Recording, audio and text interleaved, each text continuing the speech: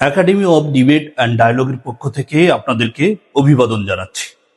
আমরা যদি সুন্দরভাবে কথা বলতে চাই, শুদ্ধ উচ্চারণে কথা বলতে চাই, আবৃত্তি করতে চাই, পাবলিক স্পিকিং করতে চাই, সেক্ষেত্রে আমাদের প্রত্যেকটি বর্ণকে সঠিকভাবে উচ্চারণ করা অত্যন্ত জরুরি।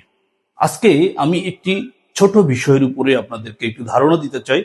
পরবর্তীতে যখন আমরা একাডেমির পক্ষ থেকে বিস্তারিতভাবে ক্লাস করব, তখন প্রত্যেকটা বিষয়ে আরো বেশি ধারণা পাবে। আমরা সকলে জানি স্বরবর্ণের সংখ্যা হচ্ছে 11টি। সেই স্বরবর্ণগুলো হচ্ছে অ, আ, হ্রস্বই, দীর্ঘই, হ্রস্বু, দীর্ঘ, রি, এ, ওই, ও, ও। এই 11টি স্বরবর্ণকে সাধারণত সর্বত্রই ব্যবহার করা হয়ে থাকে। কিন্তু এখানে একটি বিষয় আপনাদেরকে জরুরিভাবে বলে রাখা দরকার। সেই স্বরবর্ণের মধ্য থেকেও 7টি মৌলিক স্বরধ্বনি রয়েছে, যে মৌলিক স্বরধ্বনি সাধারণত ব্যঞ্জন বর্ণের সাথে যুক্ত হয়ে নতুন ধরনের একটি উচ্চারণ কৌশল তৈরি করে থাকে।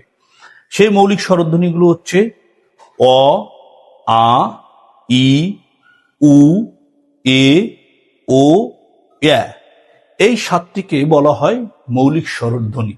আমরা যখন বাংলা ভাষায় বিভিন্ন বিষয়ে কথা বলি, তখন এই 7টি মৌলিক স্বরধ্বনির ব্যবহার আমরা চাইলেও এড়িয়ে যেতে পারি না।